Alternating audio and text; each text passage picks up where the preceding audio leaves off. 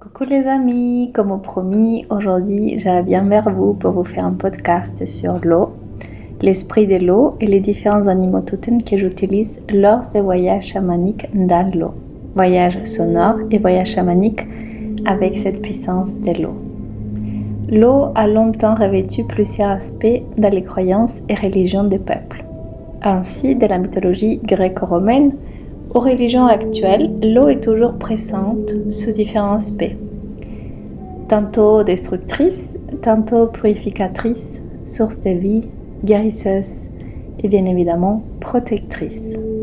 Avec une régularité remarquable à travers les cultures humaines, l'eau a été utilisée pour communiquer la valeur sacrée de la vie, la dimension spirituelle de la purification, de la protection et de la guérison.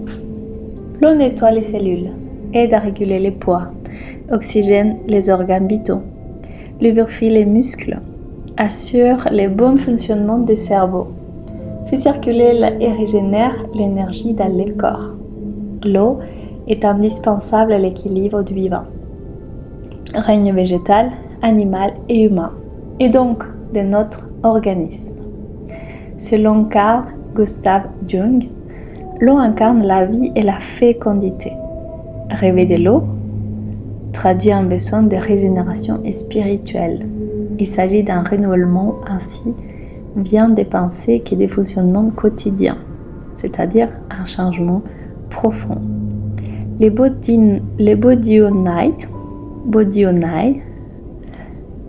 est le nom de l'esprit de l'eau. Son nom le montre car il provient du mot Bodha qui signifie eau, Bodhyanoai, mais aussi la mère divine même dans son nom, Nahim, elle contient le nom de l'eau. Maintenant, on va passer aux différents animaux totems.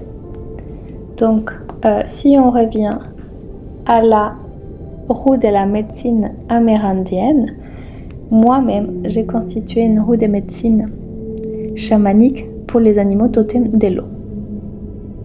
Cette création est personnelle, c'est moi-même qui l'ai constituée. Donc, c'est selon ma perception, mon concept à moi. À niveau du 4 directions, je place au nord les dauphins et l'orque. L'orque est connu comme le loup des mers. À niveau de l'est, pour moi, je l'associe à la baleine et la tortue. À niveau de l'ouest, la pieuvre et l'hippocampe. Et à niveau du sud, les requins et les raies. À travers cette capsule, pour préparer notre voyage chamanique dans l'eau, je vais vous inviter à tout d'abord vous ancrer, vous recentrer. Prends le temps de revenir à vous au moment présent. Prends le temps de rentrer en connexion avec votre âme, votre esprit. Et bien évidemment, écoutez tout ce que je vais vous informer à partir de ces moments avec votre cœur. Votre esprit est supérieur.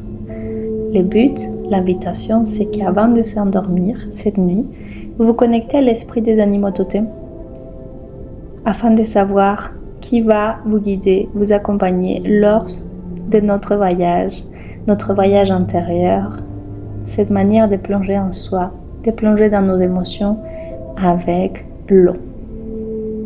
Si j'organise ces voyages à l'occasion d'une pleine lune, alors la demande est également de faire un écrit sur quelque chose que vous souhaitez laisser derrière, libérer, que ce soit un aspect de votre vie, un comportement, quelque chose à rectifier, à améliorer, afin qu'ensuite je puisse faire le rituel et vous livrer grâce au rituel ancestral du chamanisme.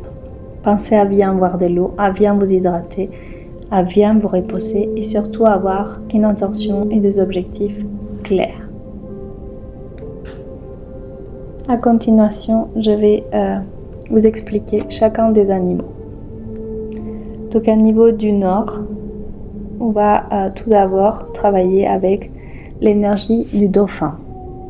Le dauphin est relié pour moi, je l'associe avec l'enfant intérieur. Malheureusement, on va toujours chercher cet amour et cette approbation à l'extérieur. Notre enfant intérieur est blessé et conditionné. Pour libérer cette énergie, pour libérer cet aspect, ces traits de notre personnalité, cette sous-personnalité, si on pourrait ainsi les nommer, on va travailler avec l'énergie du dauphin. Cette énergie, cet esprit allié, il va nous aider à libérer et à combler cet aspect en nous qui manque d'amour et d'estime de soi. Sans aucune retenue, cette énergie du dauphin va nous inviter à nous amuser.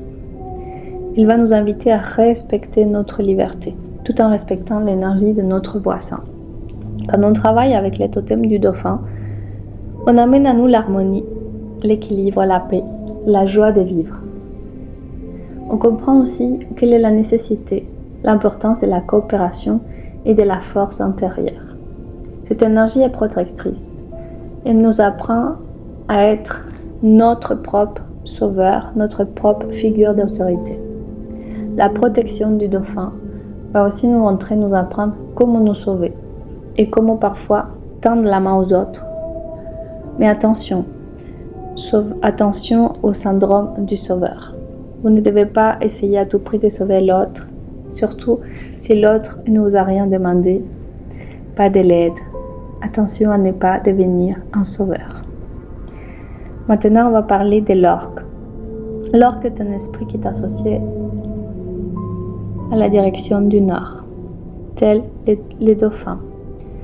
C'est le symbole de l'eau, de l'air. Elle représente la sagesse ancestrale, l'esprit, le monde de l'invisible. Travailler avec l'orque est une invitation à travailler avec notre respiration, c'est prana de la vie. Parfois, on ne sait pas respirer. On n'utilise pas notre respiration de manière consciente. L'énergie de l'orque nous invite à rentrer dans nos profondeurs, à comprendre nos émotions, à les maîtriser, à les libérer, à les accueillir.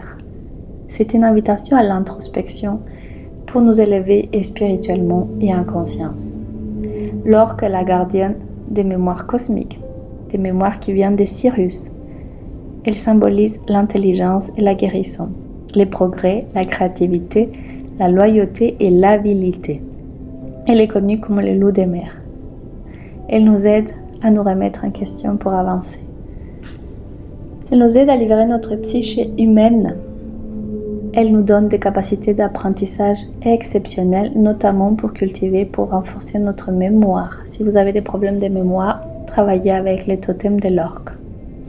Elle nous aide aussi à apprendre de nos erreurs, à cultiver des valeurs comme la famille et les liens sociaux. Ces deux animaux, les dauphins et la baleine, donc, symbolisent et représentent dans la roue de la médecine aquatique les animaux du Nord. Maintenant, on va aborder les animaux de l'Est. Donc l'Est, pour moi, est associé à la baleine et à la tortue. La baleine est symbole de sagesse et de discernement. Elle s'associe, elle se relie à nos ancêtres. Elle nous aide à libérer, à transcender nos mémoires transgénérationnelles. Elle est source de grâce, de douceur. Elle nous apprend l'éducation, notamment l'éducation, l'héritage qu'on va donner à nos enfants. C'est un symbole d'humilité, d'équilibre et de spiritualité. La baleine vient nous apprendre la communication, la connexion à notre société. Elle nous aide à développer et accepter notre sensibilité, à accepter et comprendre nos émotions, à plonger en nous et à faire confiance à notre inconscient. Donc la tortue est le symbole des ralentissements. Cet animal totem nous aide à vivre au moment présent. Elle nous apporte de la stabilité, la longévité et la protection. Elle est symbole aussi, comme plusieurs des animaux, de l'eau, de sagesse, d'harmonie, d'ancrage, de détermination, de persévérance. Elle nous aide à cultiver un esprit calme et paisible, à cultiver la paix intérieure, à prendre notre temps. La tortue est symbole du monde et de la terre. Cet animal nous inspire, nous guide pour tracer notre chemin avec force et détermination. Quelle beauté ces deux animaux de l'Est. Maintenant, je vais vous parler des animaux de l'Ouest, la pieuvre et l'hippocampe. La pieuvre au pulpe elle nous guide, c'est un guide précieux. Elle nous montre comment aller explorer les profondeurs de notre esprit humain. Elle nous aide à délucider les mystères de l'univers. Elle nous apporte une intelligence accrue. Elle symbolise la sagesse, la conscience, l'intelligence. Elle nous aide à cultiver un esprit créatif et stratégique, à être discret et indépendant. Elle nous apprend aussi l'importance de la famille et notamment de la parentalité complexe. La pieuvre, elle se donne à mort pour ses petits, pour ses enfants. Elle nous aide à nous adapter. Cet animal totem est source de réussite et de survie, de perspicacité. Elle a vraiment un esprit explorateur. Elle nous aide à nous régénérer et à transcender ce qui nous encombre, ce qu'on doit apprendre pour nous adapter, pour aller au-delà de nos peurs et de nos doutes. Et enfin, les amis,